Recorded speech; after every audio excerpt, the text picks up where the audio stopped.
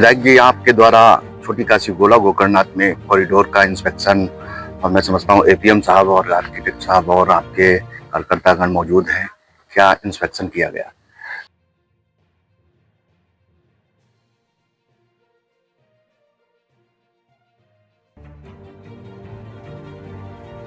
देखिए, समय समय पर निर्माणाधीन कॉरिडोर का इंस्पेक्शन बहुत जरूरी होता है, क्योंकि कार्यदायी संस्था को भी कभी कभार परेशानियां आती हैं यहाँ पर कुछ चीजें समझने के लिए, मैपिंग समझने के लिए। तो समय समय पर हम आर्किटेक्ट साहब को और एपीएम साहब को भी याद करते रहते हैं, ताकि किसी भी तरीके की कोई कमी या फिर कोई गलती ना हो जाए जिसको बाद में सुधारना पड़े, या फिर जो चीज बन चुकी है उसको ठीक करना पड़े। जहां पे जरूरत पड़ेगी उसको ठीक भी करा जाएगा, लेकिन सब चीजें जब एक साथ सही तरीके से चलेंगी तो बेहतर हम लोग कार्य की तरफ आगे बढ़ सकेंगे। तो क्या क्या देखा है आज? आज हम लोग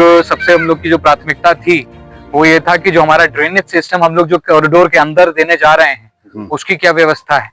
साथ ही साथ में हम लोग जो 3 मीटर का जो हम लोग अपना पाथवे दे रहे हैं वो कहाँ कहाँ से किस किस तरीके से है, क्योंकि हम लोगों की जो पहले यात्रियों को रोकने के लिए, साथ ही साथ में जो हम लोग का सत्संग भवन एक बनाया जा रहा था उसका भी हम लोगों ने साइज बढ़वाया था। तो उसके हिसाब से हमारा जो पेवमेंट था, 3 मीटर का जो पाथवे था, उसकी डिजाइन में भी अंतर लाके उसको भी बड़ा और बेहतर करने का काम करा गया है। अभी कुछ बता रहे थे, कोई मूर्ति लगनी है शंकराचार्य जी की या नरसारी की, क्या कहाँ पर कैसे कराएगा? हम सभी लोगों ने मिलकर एक विचार बनाया है कि आदि शंकराचार्य जी की मूर्ति इस कॉरिडोर प्रांगण में स्थापित करी जाए। उसी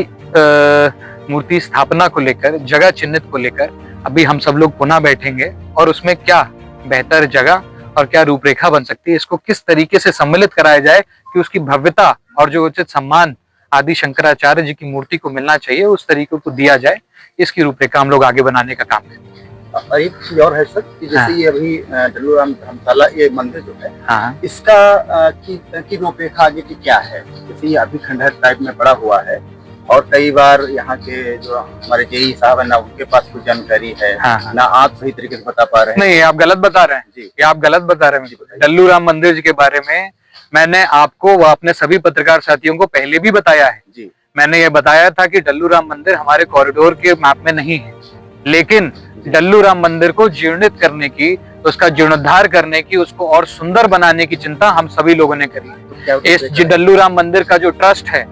डल्लूराम मंदिर का जो ट्रस्ट है, उनके जो ट्रस्टीज हैं, उनके सभी ट्रस्टीज के साथ हम लोग की बात भी हुई थी। इसके अंदर जो परिवार जो इसका रखरखाव कर रहा था उनकी रुकने की व्यवस्था हम लोगों ने चिंता करी थी। साथ ही साथ में जिस तरीके से गर्भगृह के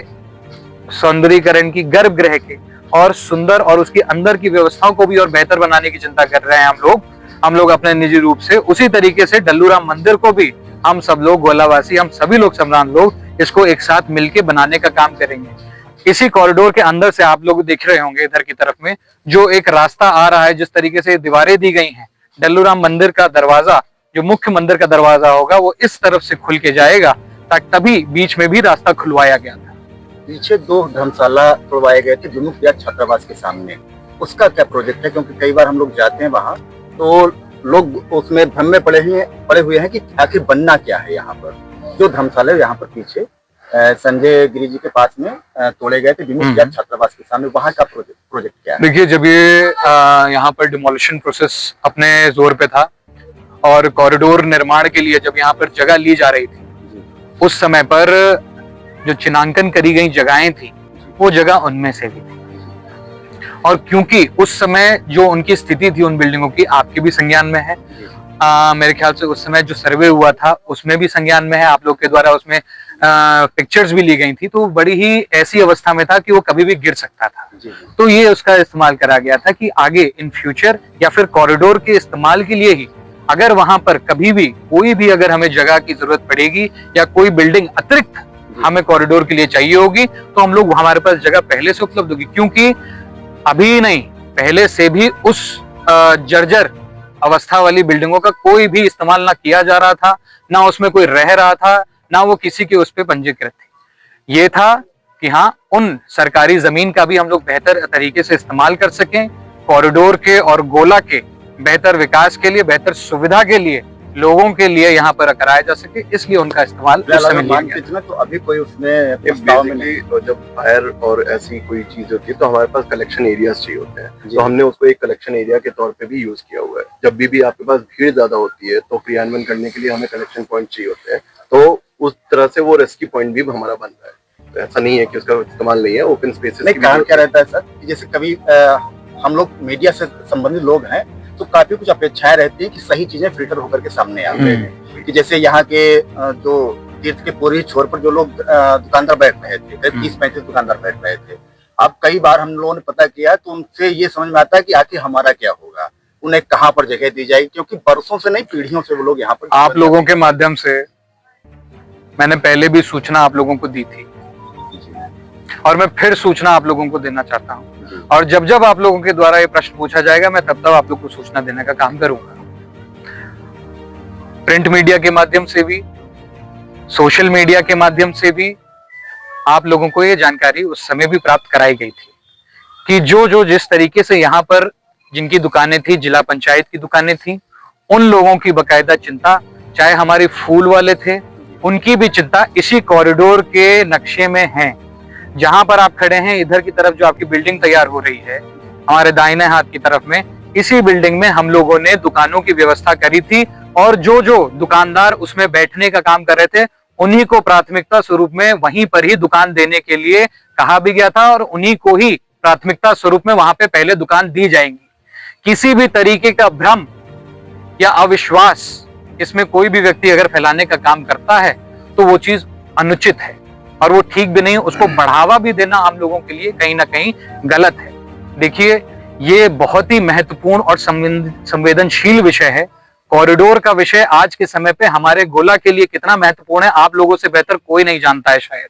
और इस विषय पे अगर कोई संशय या फिर कोई भ्रम पैदा करने का काम करता है तो मेरा उनसे प्रणाम है। कृपया ऐसा करने का काम बंद कर दें। सही चीज जानकारी आप लोग के पास पहले भी सोशल मीडिया पे, अपने फेसबुक स्क्रॉल करके देखेंगे तब मिल जाएगी, अपने यूट्यूब के आप ही लोगों के अगर वीडियोस देखेंगे तब भी मिल जाएगी, पुराने अखबार निकाल के देख लेंगे तब भी मिल जाएगी। मैं भी आपके सामने, आपके बीच में हमेशा रहता हूँ, मुझे जहां आप बैठा लेंगे वहां पर मैं भी दे दूंगा। आप सभी लोगों का सवाल एक केवल दो समस्याएं गोला के लिए हैं। एक तो पानी निकास बहुत बड़ी समस्या है जी, और ट्रैफिक जाम समस्या है। हाँ, इसके लिए क्या ट्रैफिक जाम के लिए देखिए भाई साहब,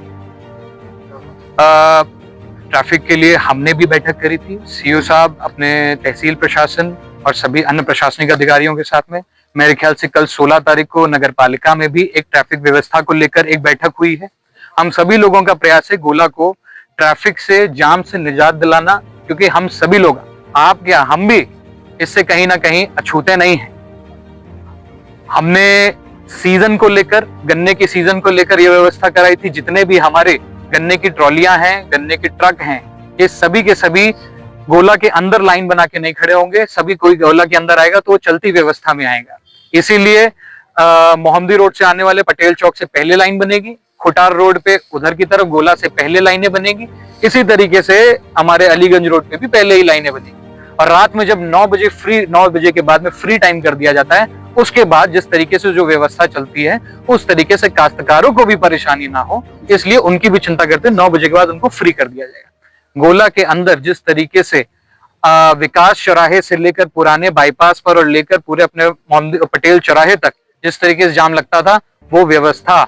सही कराने का काम करा गया था। सबसे बड़ी समस्या आज के समय पे हमारे जो छोटे वाहन है, जो ई रिक्शाज है, इनके संचालन में हम लोगों को काफी ज्यादा परेशानियां होती हैं और ये पूरा गोला नगर इससे त्रस्त है।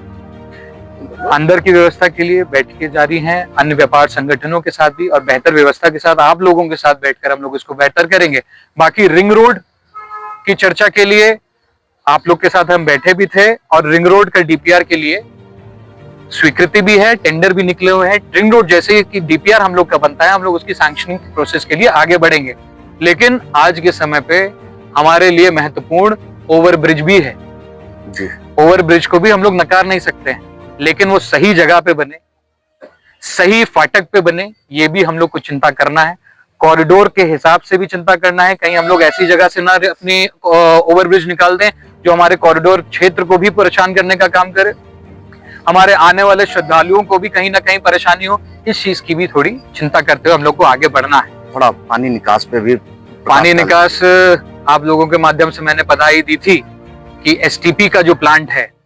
वो हम लोग स्वीकृत करा चुके हैं, जगह हम लोग चिन्हांकित करा चुके हैं, उसका भी प्रस्ताव सब कुछ स्वीकृत हो चुका है।